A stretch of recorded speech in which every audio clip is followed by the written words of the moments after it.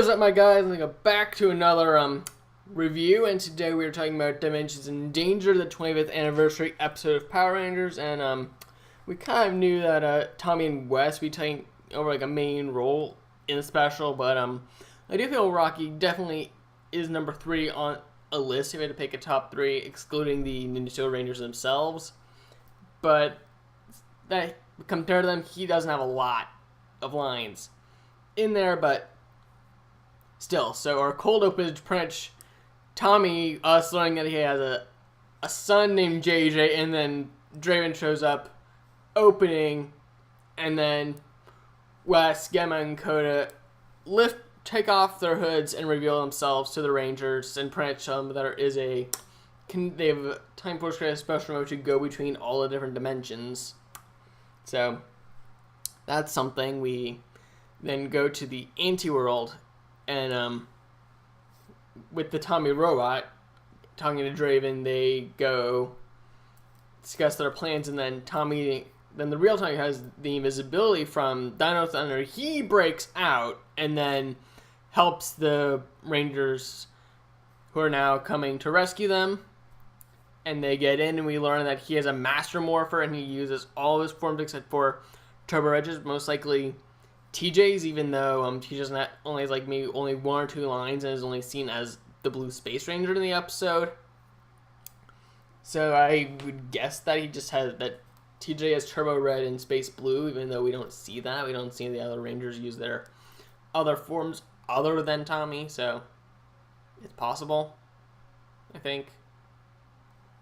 But anyway, I think they're using a lot of footage from the summer movie here because of the fortress where Draven lives, but then that kind of contradicts itself when it comes to the end sequence where Tommy uses the Falcon Zord, but it's definitely CGI'd in, like it's CGI'd footage of it taking the arrow and piercing it through Draven, which caused him to break up, and I think that's connects to the plot. I think no, I'm like the thing up with Bractus Countergraphs. He got broken up and then pieced back together for the Return movie, but he was also, but Draven's Counter was also in the Ninja Return movie, so it could have also been him. But I think it was Megetsu. That's how you say his name, because he is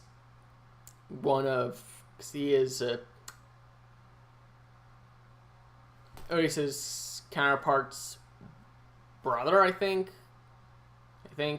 and I'm thinking of all stuff off the top of my head, so yeah, just trying to figure out some new things with Premiere Pro, studying in the background, waiting for the episodes to start, but anyways, so we actually see a lot of footage, mainly fighting like the grunts. But I also do think the interior would also be, because it's very Japanese-esque, and it kind of reminds me of the interiors I've seen from the Ninja, so it is probably definitely mostly Ninja footage, except for the giant fight scene at the end, and also the Gunmorph scenes, obviously, duh. But it's kind of, I do feel it was like one of those moments where you try to kill the hero, when the bad guys just kill the heroes, but you just lead them to what they want. That's kind of one of those moments in the episode where Brody and Sarah go after him. But I'm surprised it wasn't Brody and Haley, because the Red and White Ranger were siblings in the Sentai footage. So yeah, and that's kind of interesting choice, probably on the Sentai end. Again, like, so by the time, I also thought the Warrior Dome was Sledge's ship at first because of the break between the dimensions, but it was just Otis and Madonna looking down through the rift into the anti-world, which is where Draven lives. And so pretty much after the fights inside, the Dragon Zord returns, when you kind of know that Zord gets shocked back to life briefly during the previous episode, so it kind of doesn't make a lot of sense.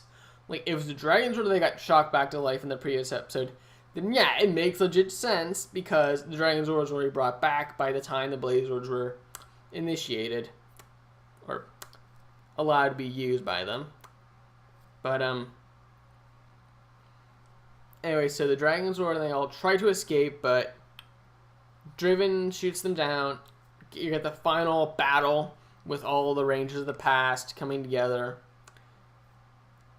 And you actually Gia and Gemma working together in that scene, so it's interesting there. But we really didn't see Calvin or Calvin fighting at all. But that could always be in an extended cut where we see more fight footage. You know, like there's probably a few people that are cut out. So I'm guessing if there was any more extended parts, it would most likely be of that final fight, and probably not many lines other than certain attacks that they have. But like most of them only just say their attacks. They don't even say their original transformation sequence. They all just say it's morphin time, and then they go into the battle. And then you have the battle, then all the Rangers kind of congratulate the Ninja Steel Rangers, and then they part ways going through each of their own portals.